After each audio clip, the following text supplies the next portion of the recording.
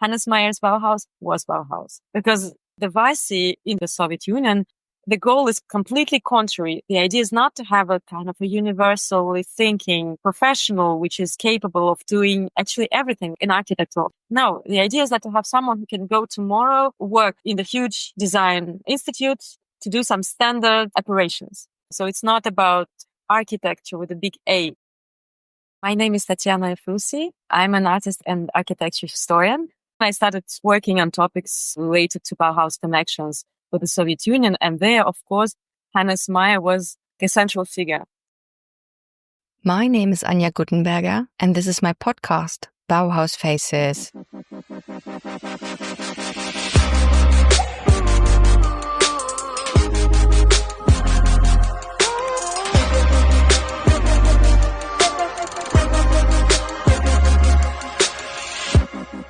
Welcome to part 2 of the Bauhaus Faces episode on Hannes Meyer. This time, we will talk about Meyer's work and life in the Soviet Union between 1930 and 1936. To fully understand what we are discussing today, please listen to the first part with Dara Kiese and Thomas Fliel about Hannes Meyer's way to the Bauhaus and the pedagogical and structural changes he brought into this famous school. We left that first part with Hannes Meyer's dismissal from the Bauhaus in August 1930 because of uprising communist activities at the school and Meyer's insufficient containment of it. A caricature of Hannes Meyer by Adolf Hofmeister, published in a Czech magazine in 1931, shows the former Bauhaus director with hammer and sickle, symbols of communism, in his left hand and with his right hand in his trouser pocket, which mockingly describes the whole situation. And although in Meyer's estate at the Damm, the Deutsche Architekturmuseum in Frankfurt am Main, you can even find a maquette of a complete Bauhaus album that Meyer wanted to publish, but never found a publishing house for. But his heart always beat for the socialist cause. In an interview published in Pravda on 10th of October 1930, on his decision to leave Germany to go to the Soviet Union, Hannes Meyer said, "After many years of working within the capitalist system, I am convinced that working under such conditions is quite senseless. I am leaving for the USSR to work among people who are forging a true revolutionary culture, who are achieving socialism, and who are living in that form of society for which we have been fighting here, under the conditions of capitalism." Meyer left in 1930 for the Soviet Union and would stay until 1936. In those 6 years, he worked on several different projects, so many that Tatiana Efrussi made a whole book based on her PhD dissertation about only this short time span. It is called Hannes Meyer, Soviet Architect, Life and Work in the USSR 1930 to 1936 and was just recently published. You can, of course, find a link in the show notes. This time again, I will bring in Thomas Fliel for a few parts. We will today conclude with Hannes Meyer's departure from the Soviet Union and his attempt to go and work for the socialist revolution in Spain. As you can already see, we are not yet finished with Hannes Meyer with the second part. In the last part, you will next hear the Mexican art historian Raquel Franklin about Hannes Meyer's work in Mexico and his last years in Switzerland. I feel that we don't do him justice if I squeezed all of these amazing research results into just one episode. So bear with me and come back for the last part of this episode on Hannes Meyer. But for now, let's dive into a new episode of Bauhaus Faces and shine a light on Hannes Meyer's life and work in the Soviet Union. Of course, he met artists and architects from the Soviet Union. For example, L. Lissitzky, he met him in 24, I guess, if I'm not mistaken, in Switzerland, because L. Lissitzky was there to do a treatment. And of course, L. Lissitzky was was not someone critical anyhow of the Soviet project, also because it was very young and the project itself, the Soviet society, and it was really very interesting what was happening in the country. And L. Lissitzky was like a pioneer and should have been a very powerful figure, and he inspired the publication of the first magazine on avant-garde architecture in Switzerland, ABC, where also Hans Schmidt took part, who also came to the Soviet Union in the 30s. That was an important contact. And of course, it was somehow very fashionable. It was in the air. Everyone was in the avant-garde circles in Europe was enchanted with things that was happening in the Soviet Union in general. course, constructivism, objects, pictures that arrive, films that arrive. Of course, it was very promising, it was something new. There was a person sensible to everything vital. I am sure that Hannes Meyer was impressed. Hannes Meyer was engaged with his avant-garde circles in the 20s in Switzerland. And there was also this influence of constructivist imagery on his creations with Hans Witwer. And they did the several projects that became very famous, like Petersschule, and then, of course, the projects for the League of Nations that won the second prize. And it became like all of a sudden a Swiss architect, like a country which is not considered like the most industrially advanced at the time. All of a sudden, he produces a project which is so daring that wins the second prize. So they became internationally renowned. And Walter Gropius invited him to Bauhaus to teach architecture. And then it's 1927. And in 1927, 1928, there were groups of Soviet students of architecture who visited the Bauhaus. I'm sure there are a lot of other episodes which are not known, but there are some documents, articles with stories of the students. There is one testimony by Ariel Sharon. Maybe you have already listened to the episode of Bauhaus Faces about Ariel Sharon too? He was also interested in the Soviet life and was part of a student delegation of the Bauhaus that went to Moscow, a trip on which also Bauhaus master Gunther Stölzl went, and they then fell in love with each other. About Gunther Stölzl, there's also an episode online, so if you would like to look into their interest in the Soviet Union too, you should also listen to those episodes. And now back to Tatiana. Ariel Sharon says that in summer 27, there were a group of Soviet students who came to Bauhaus in Dessau, and it was in summer and no one else among the professors were on campus. So Hannes Meyer was there and he did a tour. And it's very interesting because what we know is that there were some debates between Hannes Meyer and them, but we don't know what are those debates. But what's interesting, it's not like what I discovered when I was doing the more profound research, is that it's not just students of architecture. They were selected. So it's not only good students with good notes and potentially daring architects, but these are also communist youth activists and party members. These were the first years of the so-called 5-year plan and the left turn in the politics. So the beginning of Stalinism and the presence of these youth who were engaged, not just citizens and students, but people who were really engaged in cultural revolution, like those who were sure that there's bourgeois art and there is proletarian art. And these people started really to gain importance also in architectural sphere, and architectural students was just the beginning of it, but it's already important because this delegation was consisting of those guys mostly. We know maybe 7 names of these young architects, and 5 of them a year later would found an organization which is called All Russian and All Union Society of Proletarian Architects. And Hannes Meyer joined them when he just arrived in 1930, so several years later. So it's very interesting what this debate was about and who convinced whom in the end. But there is this encounter which was important. And then when Hannes Meyer was fired in August 1930, he reached out to the Soviet embassy and the Soviet agency for technical collaboration in Berlin and started to ask if there were any possibility of work in the Soviet Union, because Soviet Union started during this first 5-year plan a massive program of construction and reconstruction of industry and later like cities for the industry. And there was a huge wave of foreign specialists, experts, industrial experts, engineers, but also architects who were invited to work and to help with this construction. So this was present. This was in the air. This existed as some opportunity that everyone knew about. And for example, earlier in 1930, Ernst May is an urban planner from Frankfurt am Main who was very active in Frankfurt and was responsible for prefabricated construction in Frankfurt am Main. He first went on lectures, a series of lectures to the Soviet Union, and he was invited. He could select a group of his collaborators, and this team departed to the Soviet Union with a huge media coverage. Everyone knew that they were very well paid. And of course, also like for the first time, Ernst May and this group, which also counted Hans Schmidt or Margarete Schulte-Lichotzky, they could go and do things on a really big scale. It's not just like several Siedlungen, settlements for workers around Frankfurt, but really construct new cities.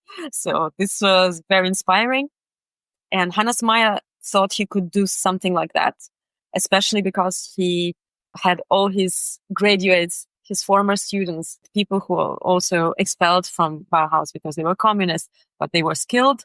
They had experience in his eyes. For example, his building department, they managed to design and construct several houses in Dessau, Laubenganghäuser, the gallery type houses. They also, the entire Bauhaus, participated in real life construction in ADGB, trade union school. So Hannes Meyer thought that if Ernst May could do that, why couldn't I? I also have my group. I'm professional. That's what I could try to do.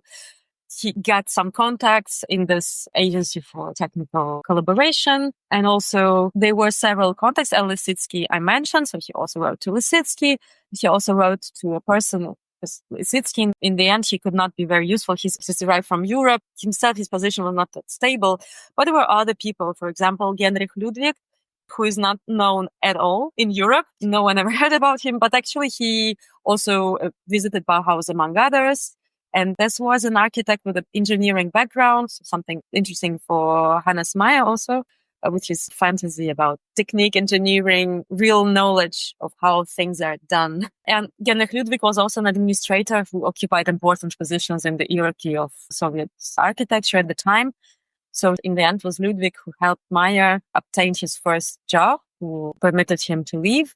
And this was an institution called Gepravtus, meaning State Agency for Construction of Schools and Technical Colleges. And Hannes Meyer was invited to work there. And his idea was long negotiations because Meyer wanted to also to arrive in this kind of a glory Marxist Bauhaus arrival. And it's not exactly how it worked. And in the end, he came himself in October 1930 with just one student at first, his former student, Bela Schäffler, who was a communist and he was expelled from the Bauhaus. Bela Schäffler spoke Russian because he was from what today is Belarus. So he accompanied Meyer also because he was a good guide in the society.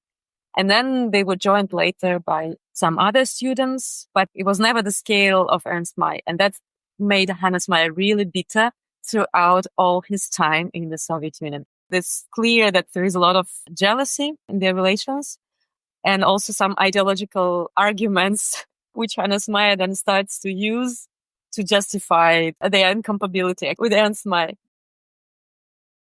Die Bundesschule hat mit dazu beigetragen, dass als erstes an einem... The trade union school obviously contributed to the fact that he was first assigned chief architect at a central state institute for the planning of schools and higher education facilities, where he initially worked with some of the people who came later. He traveled ahead with some of them, others followed. They then lived at the Arbeit, but not all of them. This was then often referred to as the Meyer Brigade. They called themselves the Red Front Brigade, which both was analogous to the Ernst May Brigade. My aim is to make clear through research that Ernst May's status was incomparably higher and more important to the state and endowed with other competences than the self-chosen political immigration of Hannes Meyer and his students, and that he then also went his own way relatively soon and no longer pursued the care of his students as strongly. Even when the Red Front Brigade, under the guidance of Hannes Meyer, took part in the competition for the Soviet Palace, he later repeatedly emphasized that he had only given advice and was not responsible for it, because the design was then very strongly and quickly criticized. So he also had difficulties there. He probably didn't initially realize the complicated political and institutional competition he was up against in the Soviet Union, and I don't think he was very well prepared for the situation.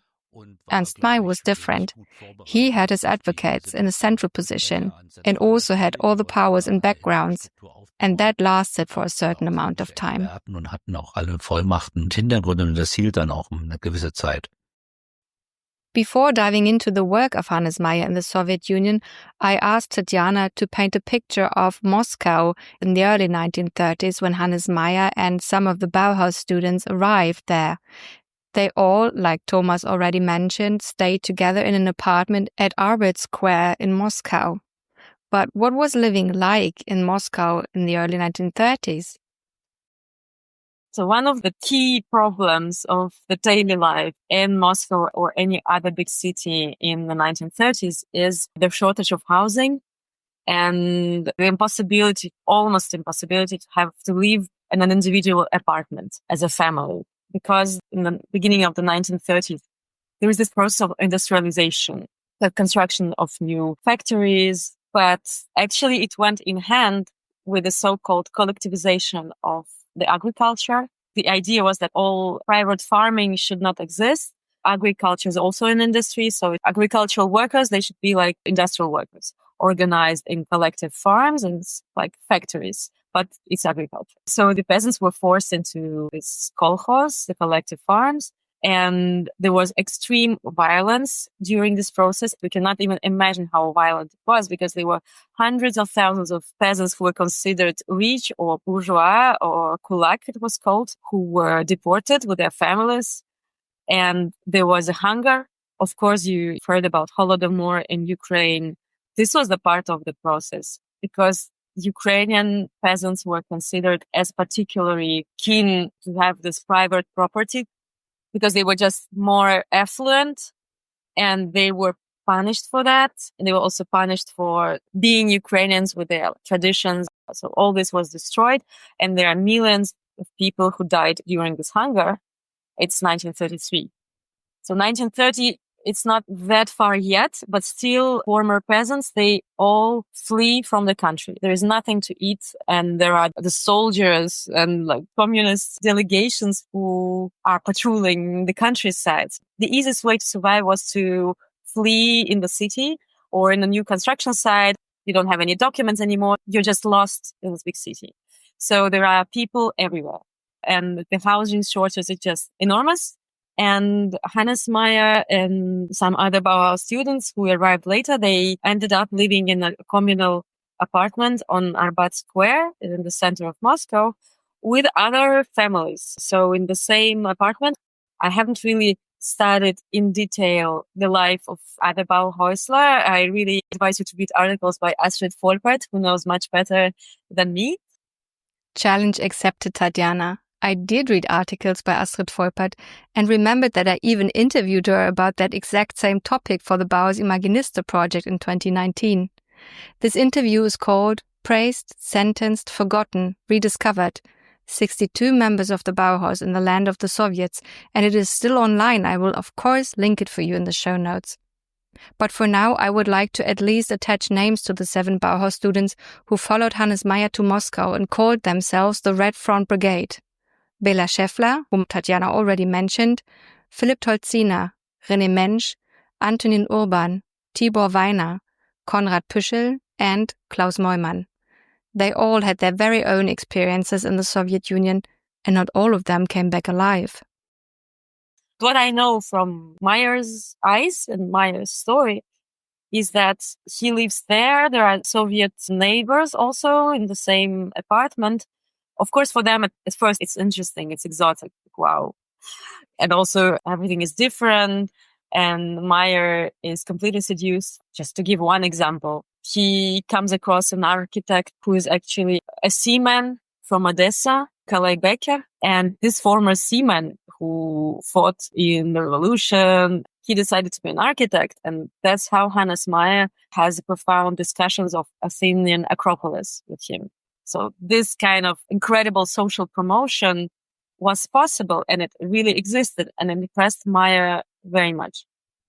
So they are living in this apartment. Then other Bauhausler come also to share. They have rooms in this big apartment. It used to be a private apartment of a wealthy family before the revolution. And then the family was chased. They were expelled from this, or they left, or they were arrested. We don't know what happened. And the apartment was occupied by new inhabitants, and every possible space was used. a big sitting room, like salon, could be separated in 4 or as much space as possible from these conditions.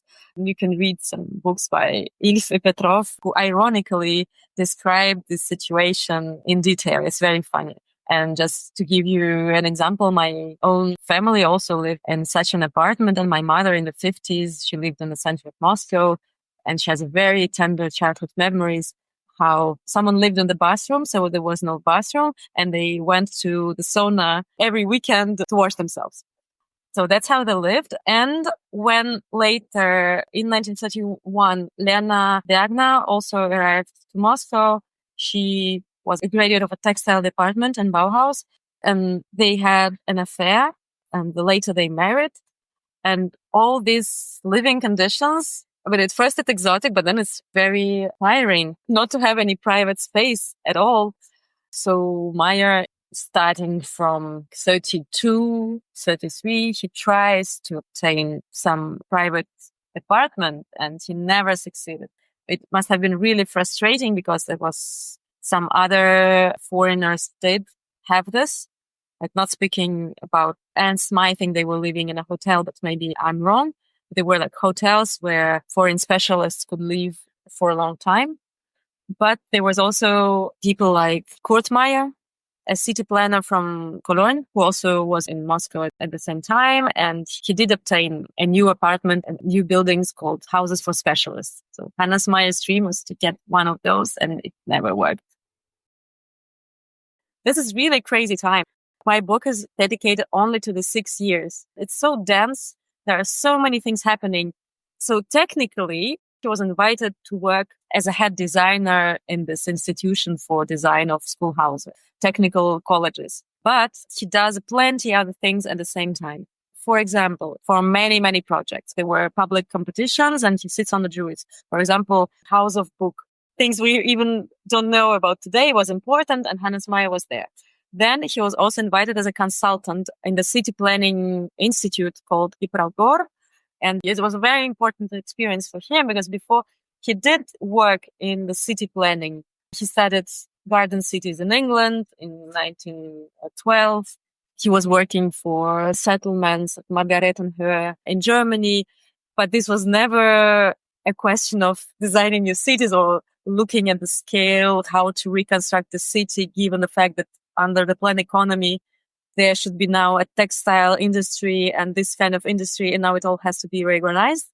And for example, they are sitting there in Moscow and they have to decide about cities which are being reconstructed or designed in Uzbekistan. I mean, it's something, it has nothing to do with Dessau or Basel. And then also she tries from the very beginning to impose himself also as a public figure and to get back to teaching. It's very important because he left the Bauhaus when he was a Bauhaus director, but also teaching was very important for him, has ideas on teaching. So he was eager to now find that there's no restrictions and I can actually finally realize my Marxist Bauhaus, which never actually existed at the Bauhaus, but now is the time. I told you he met this group of young students who visited the Bauhaus. So now these people, they were very active in the party circles and they gained enormous influence. When Hannes Meyer met them in Dessau, they were students of Hutemas Futein, an engineering school, MVTU, and some other institutions. Hutemas was an avant-garde analog of the Bauhaus, which of course of completely different context, much bigger scale and so on, but the ideas were kind of similar in the beginning. And in 1930, it was dismantled since it was considered it didn't fit the idea of industrialization. Because the industrialization, these 5-year plans, the collectivization were huge restructuring projects. That's why scholars talk about Stalin's second revolution. Meyer arrives during this time. So Putin was dismantled, and the idea was that now all the creative education should serve the goals of industrialization. It's not about understanding the general laws of creation and philosophically understand the form and then feel the material so that you create objects that can then be produced later. It's not about this. There's a new institution called the Architectural Institute. From the very beginning, there are 4 departments. When you read the description of this VASI, this Architectural Institute, think, It's not what we read about Hannes Meyer's Bauhaus. It resembles a lot. Architects need to build. That's very important. They need to build from the very beginning. Theory is good, but they need to build. Also, they have to be socially aware. There should be a lot of courses on political science and social sciences. They need to understand how society works. Also, they need to understand to be good engineers.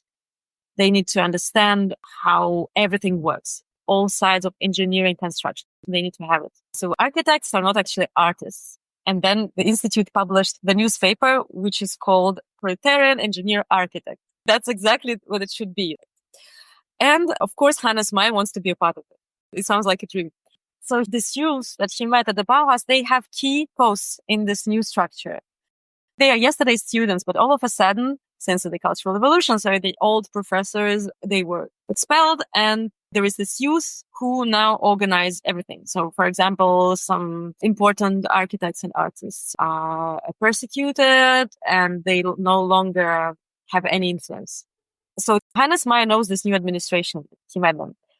And he is entrusted at first with a postgraduate group, these former students who are now important. Arkady Mordvinov, Nikolai Baburov, these young members of the Vopra group have now a lot of power.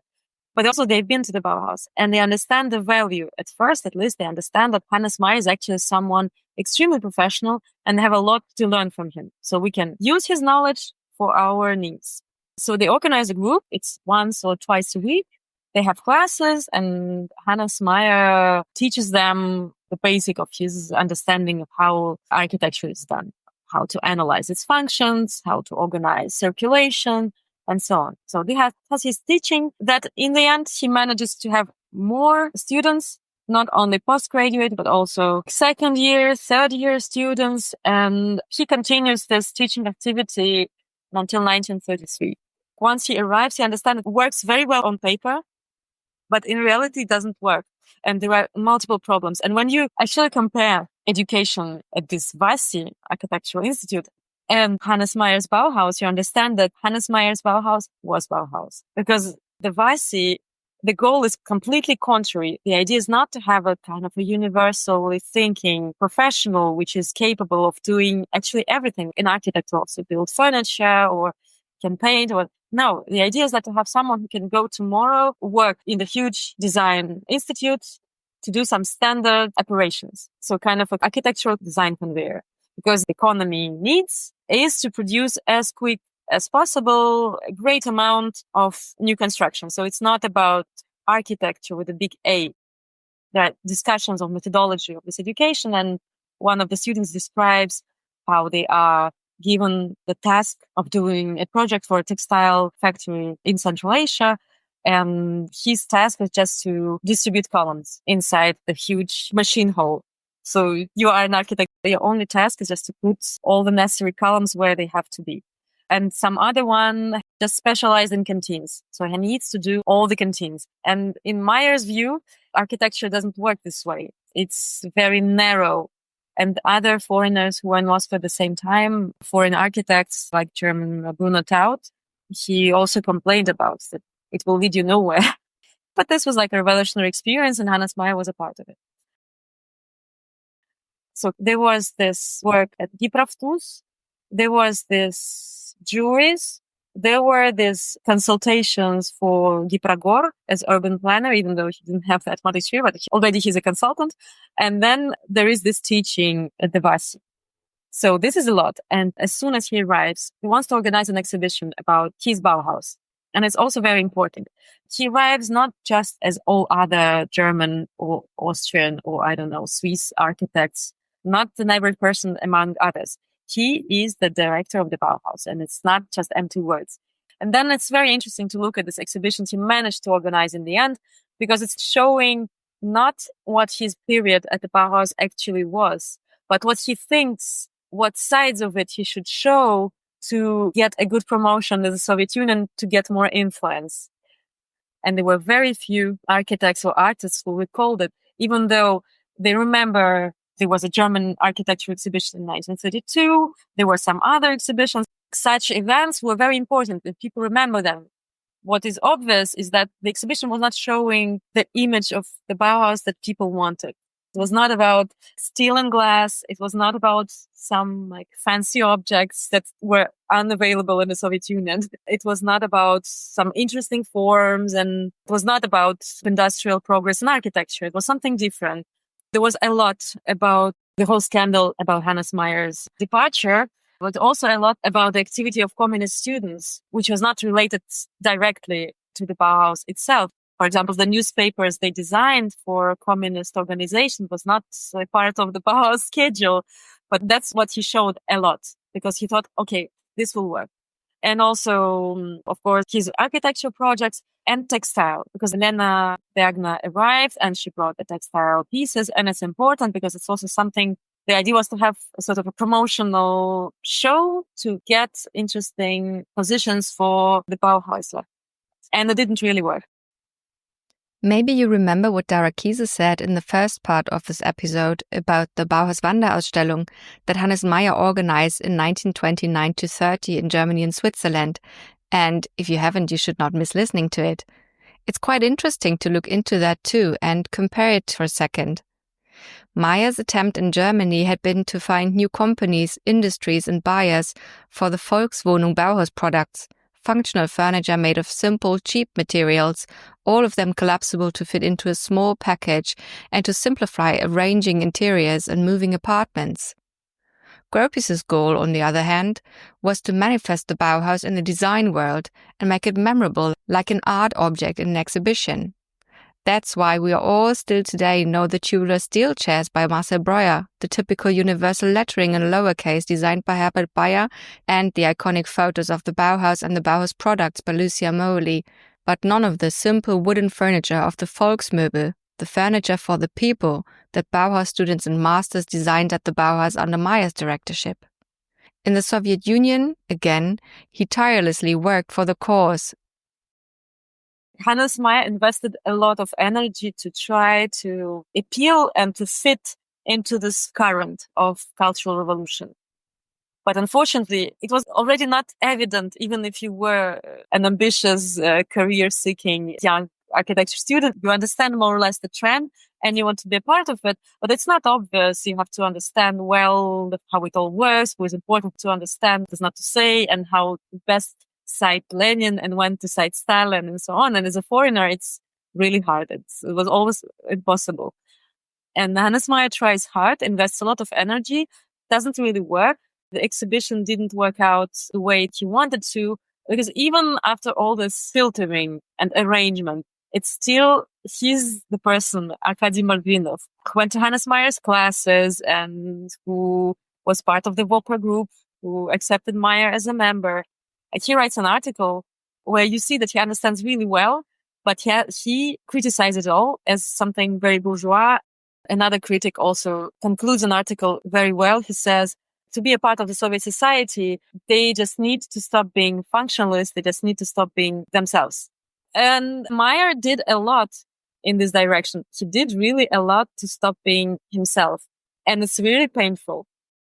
You can find more details about this Bauhaus exhibition in Moscow that Hannes Meyer organized in 1930 on bauhausimaginista.org. There you will find an article by Tatiana herself called After the Ball, and you will see even photos of it and see the simplicity and the huge difference between this exhibition and the Bauhaus Wanderausstellung in Germany and Switzerland, and the even bigger difference to all of the exhibitions that Walter Gropius did on his era of the Bauhaus. And there was also a catalogue for this Bauhaus exhibition in Moscow. And you can find the translated texts of this exhibition catalogue and Mordvinov's critique that Tatiana was talking about. I will, of course, link those two articles for you in the show notes too. As I said, things changed really fast in this time because it's really a huge chaos actually on all levels. It's very exciting, very tiring, I guess, very intense, and it's very hard to follow. So, for example, you think you understand like how VASI works. Okay, so they want to have very, very functionalist education, very narrow. Architects is a part of economy. All of a sudden, like only 2 years later, already something changes. And what today was considered important, all of a sudden it changes. And now all those young cultural revolutionaries who were the first ones to say that we just don't need any architecture as art. We need only industry and so on. They say, oh, actually, we need to find a way to enrich the proletarian soul. And we need, as communist Soviet citizens, give a possibility to any proletarian to enjoy the beauty of antique architecture. And you have to somehow to come to terms with it and to accept it. There was a very important tool, the dialectic materialism. And a way to explain everything, because there are always reasons. It makes no sense, but as a good communist, you can always find reasons. And this is the exercise that Meyer does. Like, as I said, he also wanted to be someone very active, and he's seduced and he's enthusiastic. He wants also to show in Europe that he does really well and he's important in the Soviet Union. He travels, he does these foreign trips the first summer. Also because he has his family, his children, his first wife who is in Switzerland. So he needs to go and see them for holidays. But he does those trips and he combines them with public lectures of how things are in the Soviet Union, of propaganda lectures. Of course, in Europe, in Germany in particular, and in Switzerland was not fun either. And it's a crazy political context in general. But they were still people who went to his different lectures, like Georg Schmidt, was an art historian and the brother of Hans Schmidt, who went to the Soviet Union. And he attended several lectures by Hannes Meyer, like in 1931, and then in 1932 and 34. First, he saw him as a director of Bauhaus in 29 on the Wanderausstellung. And the next time he comes, he said, no, what I said the last time, just forget it. But every time he was very convincing. Hannes Meyer took on the communist mentality to explain everything away. Not only his ideas about building and architecture had changed, but also his way of communicating. He now had become part of the Soviet propaganda machine, always wishing to finally belong. But the sometimes naive explanations also made him and other Bauhauslers lose sight of reality. And when I say he had to find arguments in his head for everything, there were articles who report how he was extremely smart in this manipulation operation. Because the critics of the Soviet Union say there are not enough shoes. But if you think of where this comes from, you have to understand the economic situation. Because yesterday's peasants, they now went to the cities, they became workers, and they want shoes like other workers. But Soviet industry cannot produce as many. And it's never the fault of the Soviet system. And this is the way a lot of people believed. And for example, that's how even the craziest, really disastrous things could be facts, could be neglected or ignored, or just say it's anti-communist propaganda, like Lotte Bese. This was Hannes Meyer's architecture department student in the Bauhaus. Let me just shortly say a few words about Lotte Bese, because she's such an interesting person that would deserve her very own episode too.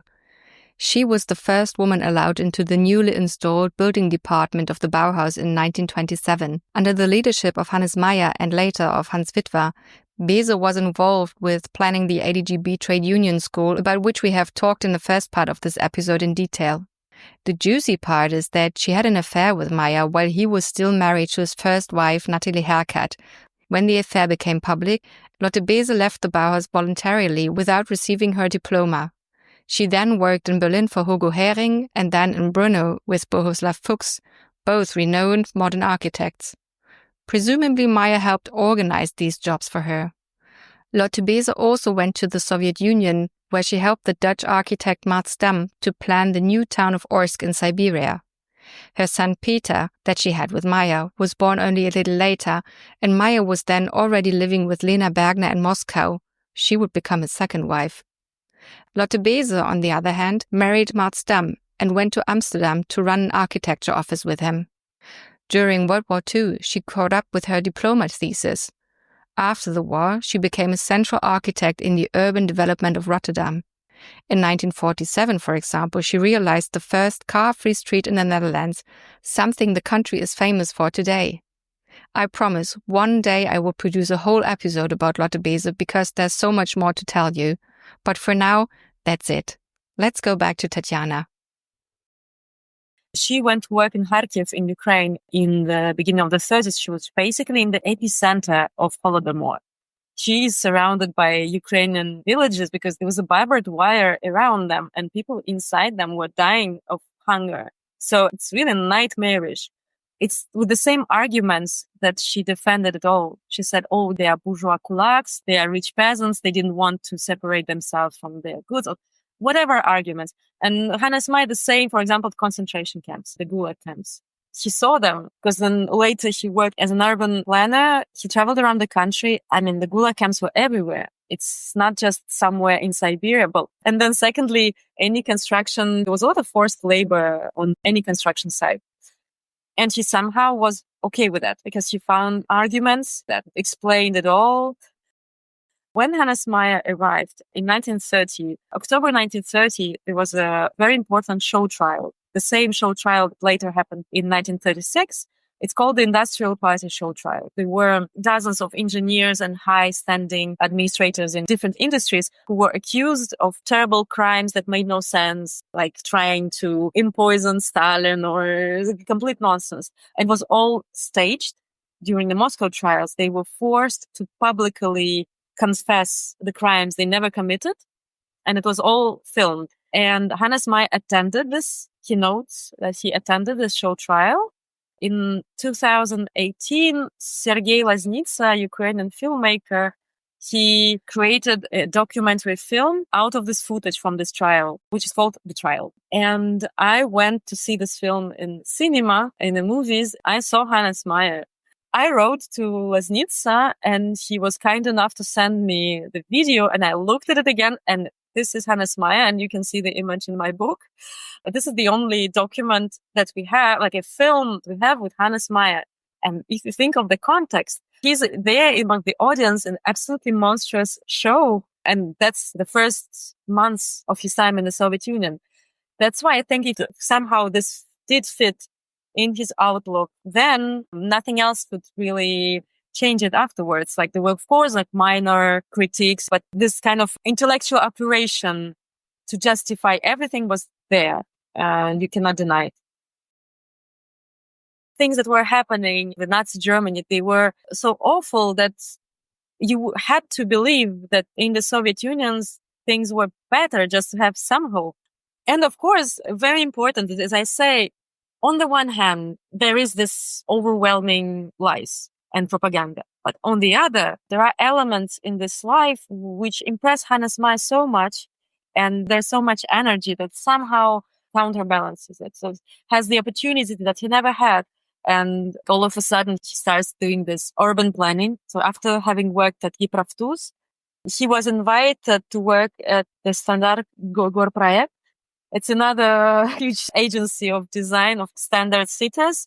Unfortunately, there's a grain of salt to add to this also, because it's not that he was just invited there. Hannes Meyer did a lot to fit into this cultural revolution context. This Standard Gorprojekt was an institution which was founded under the direction of Ernst May.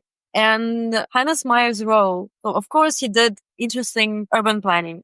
He traveled to Urals because the department he had that was charged with design of military and secret cities. So it was not very public that he did. But he traveled around the country and he met these crowds of workers who really believed. Of course, they were forced labor next to them, but they were also these people who gave very much inspiration. And Meyer was invited there to counterbalance Ernst May and to be like a good foreigner. Ernst May was attacked as someone who doesn't understand the socialist realities, as someone who earns too much money, he takes too much space, he's too important, we need to fight his influence. And that was Hannes Meyer's role. So the paradox is that Hannes Meyer, there is no building you can see designed by Hannes Meyer in the Soviet Union. Most of his work as an architect was the urban planning designs. And I traveled to a lot of places where he worked or where he proposed some urban designs. But you can only speculate mostly if for some time this proposal ever worked or not. It's very hard to see. Also, it was never in the structure of the urban planning in the Soviet Union. It's always a brigade. It's kind of anonymous, and you have also the general guidelines you follow. So it's very hard to judge which kind of freedom he had in that. But still, he managed to have very original ideas. For example, there is this urban planning scheme for Nizhny Kuriensk. It should have been an industrial socialist city in the Ural region near Perm. And you don't see it when you just see the photo, because what we normally see are several photos of urban planning designs published in the books. But I could find in the archive discussions of this plan for Nizhny Kuriensk. And in the discussion, you see interesting ideas Meyer had. For example, in Nizhny Kuriensk, they had a guideline that they were obliged to have 80% of wooden construction and 20% of stone construction. They also were operating with the prefabricated wooden houses, which are mostly like barracks. It's not very rich in terms of architectural expression also. And instead of just having like the city center in stone and the rest in wood, Meyer proposes to do some mixed neighborhoods with the idea that eventually the wood will be replaced with stone, and how it will help to not to create some barrack cities around the monumental city center, but do it like more diverse. It's interesting. And also he got completely obsessed with demonstrations and kind of huge columns and how the city turns into a stage for these mass performances. He was completely blown away with that. You can talk about Hannes Meyer's work when he worked for Plan for Moscow. Two other architects, they did it privately with Per Böking and Israel Gaimanson. And there, it's really astonishing to observe how Meyer wanted to city center look like, because he wants to destroy half of the Red Square. And on the Red Square, you put two skyscrapers, one for the Communist Party headquarters and another for the International Communist Organization, Comintern, also headquarters. And between them, you will have a bridge. And from that bridge, you can observe, it's a fantastic point, huge demonstrations on the Red Square. Because we only see that if you look closely on the proposal and you read the description of the project in Russian. But there's never like a visualization of like a render of sorts of the city center, so you cannot imagine that. Also, there's half of an island in front of the Kremlin, which has to be torn down so that there will be a more beautiful view of Kremlin from the river. The idea of spectacular, it enters his designs in the Soviet Union. I think it's important. And also in Nizhny Kuriensk, which I mentioned, like some kind of not very prestigious industrial city, he was criticized on the discussion of the project because they said, okay, there is a problem with scale. What you propose is just immense. It's just huge. There, he also tried to give this space of experience. It's not what we expect from Hannes Meyer. All in all, although Meyer's plans that he developed in the Soviet Union were never realized, they shaped his architectural beliefs. After part 1 and 2 of this episode, we can now understand his way from a more traditional architect with the Freidorf estate in Switzerland to a futuristic architect of the Neue Bauen in his competition entries for the Peter School and the Palace for the League Nations with Hans Witwer. Then on to an architect concentrating in the needs of the people who would use the building and in examining external conditions to create the best possible floor plan, on to an urban planner of whole cities in the Soviet Union who uses all these tools and adds on the socialist component. It already foreshadows what we can expect from his work in Mexico. But that's for the last part of this episode. So let's now see when and why Hannes Meyer left the Soviet Union, why his passionate attempt to become part of the Soviet society all of a sudden became dangerous for him. The whole story of his departure is quite mysterious. We don't have the exact date of when he left. It's beginning of 1936. What I argue in my book is that, as you understood, he tried to be the best fitting element in the Soviet structure, but it was not possible. At the same time, he did have, it was still Hannes Meyer, so he did have very original ideas, but did not always please. So he ended up having a formally prestigious work as a head of an academy, like a department in the Academy of Architecture. But at the same time, he was reduced to a purely bureaucratic position, which was not enough. So he did this very interesting architecture research, and he got involved in some very dangerous affair with a theorist called Achitovich, whom he invited to give a talk in the House of Architects. He was one of the first and very important victims of this end of the 30s terror in Soviet architecture. Hannes Meyer was involved in this case, which was dangerous. Let's step on the brakes here. I have so many questions now. What was the House of Architects? Who was Achitovich? And what was his lecture about that cost him his life? I'm bringing back Thomas Flehl here, who will explain all of this before we are getting back to Tatiana. 1932 im April wurden ja die Künstlerverbände, also auch die verschiedenen konkurrierenden Architekten. In April 1932, the artists' associations, including the various competing architects' associations, were dissolved and unified Soviet architects' associations were brought together. And Hannes Meyer supported this process and also had many friends at the Communist Academy, where the supporters of proletarian architecture were. He also played an important role here and there during the formation phase of this Soviet Architects Association. And one of the most difficult events, which in my interpretation ultimately led to his reorientation, was a dramatic incident in 1935 when he was a member of the management of the House of Architects. The Soviet Architects Association was formed provisionally. All these committees were set up by the party, but there was never a congress. A congress only happened in 1937. So there were no registered members and the like, but it was always in the process of being constituted. They were, of course, appointed and dominated by the party, and they already had a House of Architects. Hannes Meyer was also part of the leadership, which expressed a certain recognition and reputation. Was eine gewisse Anerkennung und Reputation ausdrückt. Und Hannes Meyer hatte dann einen Kollegen eingeladen zu einem Vortrag. And Hannes Meyer was the one who then invited a colleague to give a lecture, the sociologist and architect Mikhail Achitovich, who was a constructivist and had previously belonged to the OSSA Group, the Association of Modern Architects that was also associated with Ginsburg and the Vesnin brothers.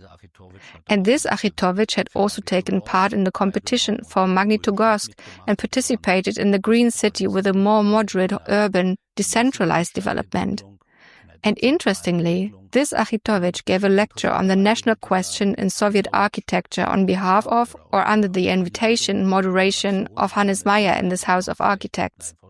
And he attempted to reflect historically on Stalin's thesis that architecture and culture in general should be socialist in content and national in form, using an enormous apparatus of categories and then finally arriving at the formula, well, in developed socialism towards communism, architecture would have to be communist in content and regional in form. And with this thesis, which certainly corresponded to Hannes Meyer's approach of taking into account regional characteristics, climatic, ethnic, lifestyles, and specific regions, he caused a storm of indignation. Everyone was obviously very impressed at the lecture itself in January of 1935, because the Stalin and Lenin quotes just rippled out and he managed the category clutter brilliantly. He also dealt with fascist architecture and the international nationless architecture, and with constructivism and functionalism and what proletarian architecture should now be. So he tried to bring in all the current terms into the context, which was courageous and really was only entitled to the party dogmatists. And at the same time, he tried to envisage a kind of transitory development of socialism, which would then show the cancellation in communism and in regional diversity. And that, of course, was ultimately precisely Stalin's cause, that the non-Russian territories, those opposite Central Asia, that these territories should experience a national development through Soviet culture in the first place. So it was basically contrary to Stalin's development to say that it was only now under socialist auspices that national development had to be understood, which led to the absurdity of Leningrad or Moscow architects developing the national culture of Kazakhstan, Azerbaijan and Armenia and so on. And it was precisely this contradiction that he addressed. He also referred back to an earlier debate that Ginsburg had already had when he once said, The future of socialist architecture in Central Asia cannot be the mosque, but can only be the home of the ordinary Muslim. So, it wasn't about the dignity formulas of the rulers and religious culture, but about the elementary needs of the people, whose way of life naturally reflects the particularities of their way of life, their tradition, and the climate. And of course, if you orientate yourself towards the poor, the deprived population, you also arrive at solutions that lead to the future. This was, of course, a rejection of the idea of giving poorly developed or pre-capitalist societies a catch-up national culture along the lines of a somehow folkloristically adapted modernity or a 19th century national culture. And of course, this took up a topic that was extremely difficult. Ein Thema aufgegriffen, was extrem schwierig war. A few months later, after what was being said had been properly realized, this Achitowicz was slandered by an enormous press campaign by the Soviet Congress of Architects that was being set up. He was arrested in 1935, released somewhat later, and then, when the Great Mass Reprisals in 1937 took place, he was arrested and shot, without a court order. And Hannes Meyer was eliminated from the board of the House of Architects on the occasion of this event, and the party group of the Architects Association expressed the opinion that he was a bit politically naive. Die Meinung vertreten, der ist ein bisschen politisch naiv.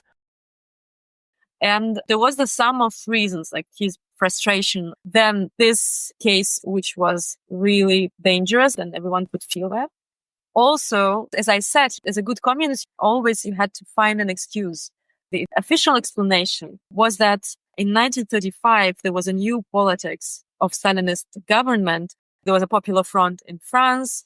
The idea was that we no longer consider all other socialist parties and Europe in general as enemies. We need to collaborate with a larger cultural front of all socialist communist parties joined against Nazism and fascism. So in this turn, there were departures of different foreign experts to communists, to France, to Spain. There was also civil war in Spain. So the inner logic within the communist movement that made it possibly ideologically. And Meyer became close with a group of Swiss communists who came to the Congress in summer 35 to Moscow. This is the very Congress where all this politics was proclaimed. And he joined the Swiss Communist Party because he tried to join the Communist Party of Soviet Union, of Russia, and it was never realized. He did an application, but was not accepted because it took time and nuances. But he did become a member of Swiss Communist Party. And I think he lives here and there. And I think that it's through this connection with the Swiss Communist Party that he managed to justify the idea that he's more useful now on the European front. A front of cultural battle for the Soviet Union. And the idea was that he will leave for Spain. And when all the formalities were done, it was no longer possible because the war already started. Da gibt's auch, aber nur aus seinem eigenen Zeugnis. Ich habe keine anderen Dokumente gefunden. There's also, but only from his own testimonies, I haven't found any other documents, the idea of developing an urban planning institute in the Spanish Republic. And in the end, he didn't go to Spain because the coup took place when he was already on the road in 1936. During this time, he was obviously involved in supporting Spanish war volunteers, participants in the international brigades in Spain as a career service via Switzerland.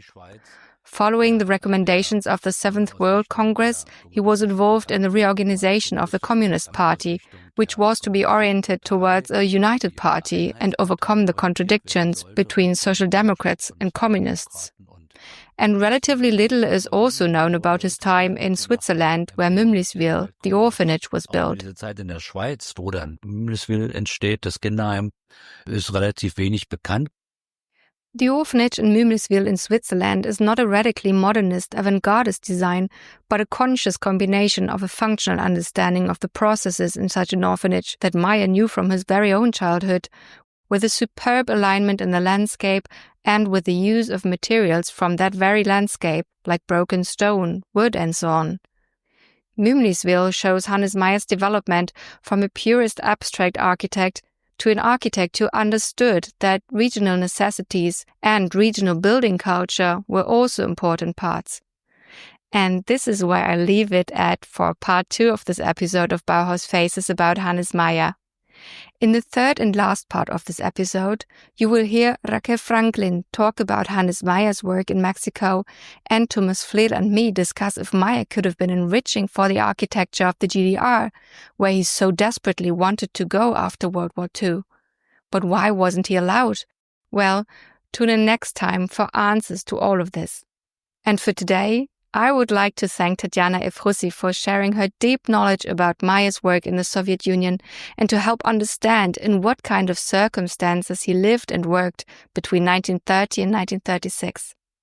Last but not least, if you like Bauhaus Faces, please take a second to give it a 5-star review on Spotify and Apple Podcasts, or a thumbs up on YouTube, and recommend my podcast to fellow Bauhaus researchers and fans. And now, there's nothing left to say but tune in next time to a new episode of Bauhaus Faces.